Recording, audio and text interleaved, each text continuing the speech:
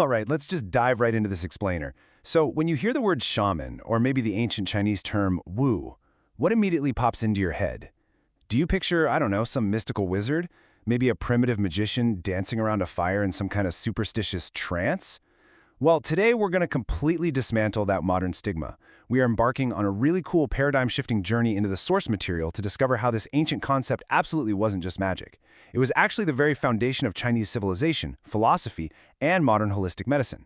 So here is our roadmap for today's explainer. We're going to start by re-understanding Wu, then look at its divergence alongside civilization. From there, we'll cover the 5 major social functions, zoom out to the global starting point, and finish up with the wisdom of exploring life. Okay, Section 1. Re-understanding Wu. Now prepare to totally rethink everything you thought you knew about the origins of Wu, because I've got to ask you directly, is this really just primitive superstition?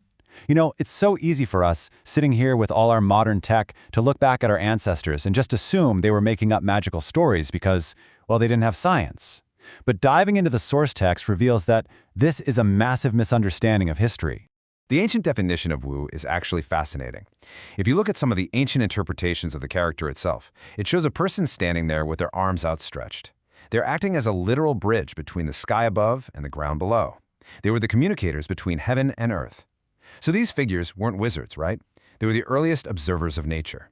They were the very first scientists mapping out the stars, the first doctors testing out plant properties, and the first archivists keeping track of the changing seasons. And this exact concept birthed a core foundational worldview, Tian Ren He Yi, or the idea that humanity and nature are one. Early humans realized pretty quickly that they weren't isolated from the world around them. If the seasons changed, their bodies changed. If the climate shifted, their crops and even their moods shifted. They desperately sought to synchronize their lives with these huge astronomical and seasonal cycles. And that holistic view? That is the absolute beating heart of Wu Wei. Moving right along to Section 2, the divergence of Wu and civilization. So what happens when a society grows so wildly complex that one single Wu just can't handle all the observations, all the medicine, and all the archiving by themselves? Tracing this chronologically, we see this massive shift. Think of ancient culture like a giant ancient tree. Back in the Shang dynasty, the Wu basically ruled it all. They were the trunk of the tree. The kings, the doctors, and the priests all rolled into one. But by the Western Zhou period, this pivotal process began. It's famously known as Zhu Di Tiantong, which basically means institutionalizing that connection to heaven. The single role of the shaman just became way too much for one person. The tree trunk had to start branching out. So by the Spring and Autumn period, state rituals and etiquette branched off. And then, by the Warring States period, medicine officially separated into its own distinct rational discipline. And this exact divide is captured perfectly by the legendary physician Bian Kui. He explicitly listed believing in shamans but not doctors as an absolutely incurable condition. Doctors literally started looking at the physical human body for the causes of disease rather than just asking the spirits. Medicine became a rational science, sure, but it kept that deep, holistic foundation that it inherited straight from the Wu. Which brings us to Section 3. The 5 major social functions. To really drive home the point that these figures weren't just out there doing magic tricks, let's look at what their actual daily jobs were in early society.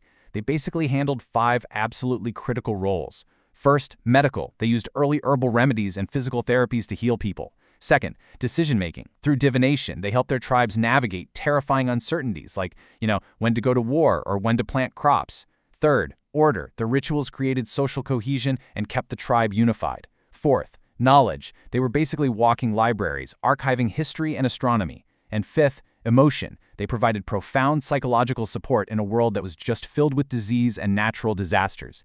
They were solving real, practical problems for human survival way before modern academic disciplines were even a thing. All right, Section 4, the global starting point of civilization. Now, if we zoom out to the big, global picture, we realize something pretty amazing. China's early reliance on these holistic figures wasn't unique at all. It was a universal human phenomenon. In China, they were the Wu. Over in Siberia, the shaman. Down in ancient Egypt, the high priest. And in Greece, the oracle. Across completely disconnected ancient civilizations, humanity was facing the exact same terrifying unknowns: disease, death, crazy weather, and famine. And before modern science came along, all of humanity utilized these holistic figures to navigate that darkness. The Wu isn't just a piece of Chinese history, it's a fundamental, shared chapter in the early evolution of human cognition. Finally, we reach Section 5, the wisdom of exploring life. So while many cultures had their version of shamans, China is incredibly unique in how its specific Wu root evolved into a deeply systematic philosophy and traditional Chinese medicine. Let's walk through these evolutionary steps because it's pretty wild. It started with Wu, right? The raw, unfiltered observation of nature. That eventually evolved into Yi, or the Book of Changes, which documented the specific rules of how things shift, like yin and yang. That was then elevated into Tao, the fundamental philosophical laws of the universe itself. And finally, all of those universal laws were practically applied right back into Yi, medicine. It's just a breathtaking evolution of thought, meticulously refining those early observations of nature into modern, holistic practices. We can see exactly how these ancient practices were refined when we look at Lao Tse, the founder of Taoism. He famously wrote, "Attain ultimate emptiness, hold steadfast to quietude." Now, back in the ancient days of the Wu, this literally meant entering a physical, trance-like state during a ritual to connect with heaven. But Lao Tse abstracted that physical ritual. He turned it into a profound philosophical practice of clearing the mind so you could objectively observe the laws of nature. The magic literally became philosophy. And this evolution birthed two entirely different languages for understanding reality.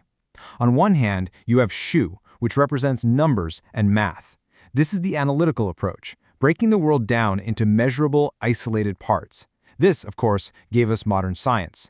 But on the other hand, you have Shang, which represents the image or holism. This is the traditional Chinese approach. It doesn't look at isolated parts, it looks at the intricate relationships between things. Math looks at the single tree, while Shang is checking out the entire forest ecosystem. Neither is wrong, for sure. They are just two very different languages for understanding reality.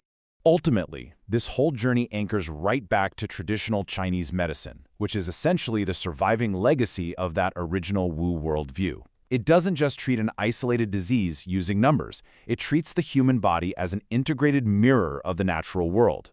It looks at the whole shebang, your whole life, the climate you live in, your emotions, and the relationships within your body. It strives to actually restore balance rather than just, attack a symptom. It took that ancient, holistic worldview of the Wu and successfully turned it into a systematic, highly rational medical science. Which leaves us with this final, kind of provocative thought to ponder. If what we so casually dismiss as just ancient superstition actually birthed the profound depths of holistic medicine and Taoist philosophy, what other ancient myths out there might hold the forgotten keys to understanding our modern world? The past isn't just some primitive history. It is literally the root of everything we know today. Thank you so much for joining me on this deep dive, and please keep questioning what you think you know.